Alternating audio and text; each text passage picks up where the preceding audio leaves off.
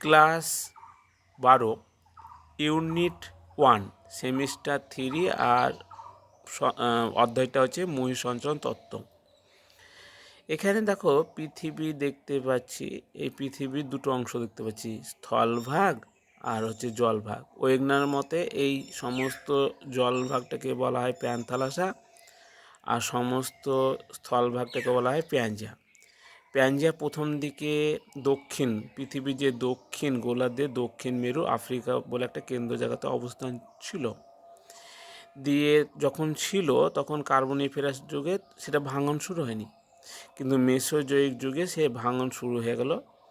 দিয়ে প্যাঞ্জিয়ার উপরে অংশটার নাম হয়ে গেল লরেশিয়া বা অঙ্গার ল্যান্ড নামে পরিচিত, আর নিচেরটার নাম হয়ে গেল গন্ডোয়ানা ল্যান্ড নামে পরিচিত দক্ষিণ অংশটা।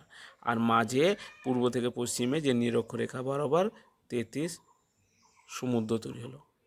তাহলে এই যে এইখান থেকে কিছু প্রশ্ন দেওয়া হয়েছে, তো দেখলে এখান থেকে কিছু প্রশ্ন দেওয়া হয়েছে।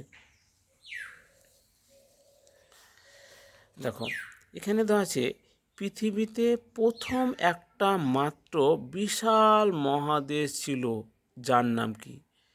প্যাঞ্জিয়া না প্যান্থালাসা? তাহলে পৃথিবীতে প্রথম একটি মাত্র বিশাল মহাদেশ ছিল, মহাদেশ বলেছে, তাহলে উত্তরটা এ প্যাঞ্জিয়া। কারণ মহাদেশ বলেছে, এই যে স্থলভাগটা বলেছে, তাহলে উত্তরটা প্যাঞ্জিয়া। তাহলে উত্তরটা হবে, এটা হবে প্যাঞ্জিয়া। হলো 2 নাম্বার। ওয়েগনারের মতে প্যাঞ্জিয়ার কোন যুগে অখণ্ড ছিল, মানে ভাঙেনি, স্থায়ী ছিল? সেটা কার্বনিফেরাস যুগে না মেসোজোয়িক যুগে? তাহলে উত্তরটা কার্বনিফেরাস যুগে, সেই সময় স্থায়ী ছিল। দেখো এই যে কার্বনিফেরাস যুগে ভাঙন হয়নি, এটা ভাঙা শুরু হয়নি, তাহলে উত্তর কার্বনিফেরাস যুগে। প্যাঞ্জিয়ার ভেঙে আলাদা আলাদা মহাদেশে রূপান্তরিত হতে থাকে, তাহলে কার্বনিফেরাস যুগে না মেসোজোয়িক যুগে?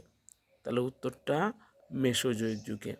তো ছবিতে আবার দেখাচ্ছি, এই যে মেসোজোয়িক যুগে ভাঙা শুরু করে দিয়েছে, ঠিক আছে, ভাঙা শুরু হয়ে গেছে।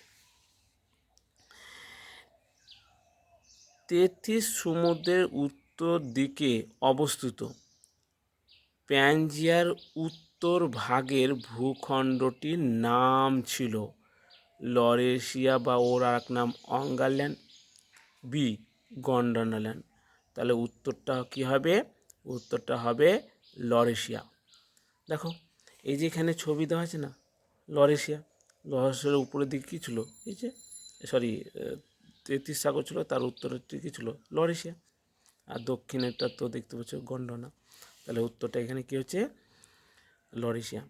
33 সমুদ্রের দক্ষিণ দিকে অবস্থিত প্যাঞ্জিয়ার দক্ষিণ ভাগের ভূখণ্ডটির নাম ছিল, তাহলে এখানে তো বুঝিয়ে গেলাম যে গন্ডোয়ানা ল্যান্ড।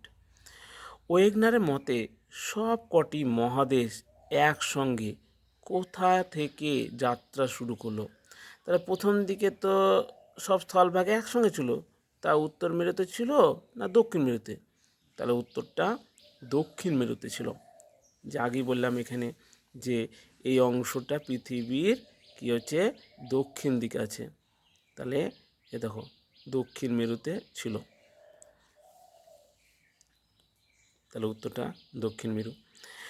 লরেশিয়া ও গন্ডোয়ানা ল্যান্ডের মাঝে কোন সমুদ্র ছিল?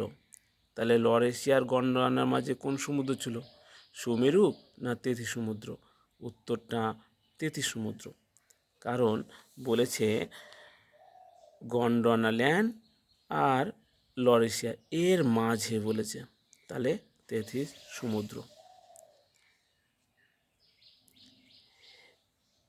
প্যাঞ্জিয়া মহাদেশের কেন্দ্রে কোন ভূখণ্ড ছিল?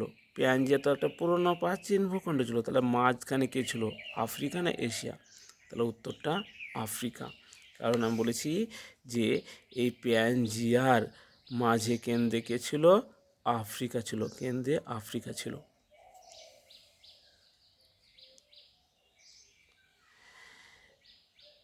প্যানজিয়া প্রাথমিক অবস্থায় কোন গোলার্ধে অবস্থিত ছিল? তাহলে প্রথম অবস্থায় কোথায় ছিল? প্রথম অবস্থায় ছিল পশ্চিম গোলার্ধে না দক্ষিণ গোলার্ধে? উত্তরটা দক্ষিণ গোলার্ধে। কারণ আমি বলেছিলাম যে এই পৃথিবীর দক্ষিণ মেরুর দিকে বা আফ্রিকাতে রেখেছে, এটা দক্ষিণ গোলার্ধে ছিল, যেটা দক্ষিণ মেরু বললাম, আফ্রিকায় কেন্দ্রবিন্দু ছিল। ব্যাস।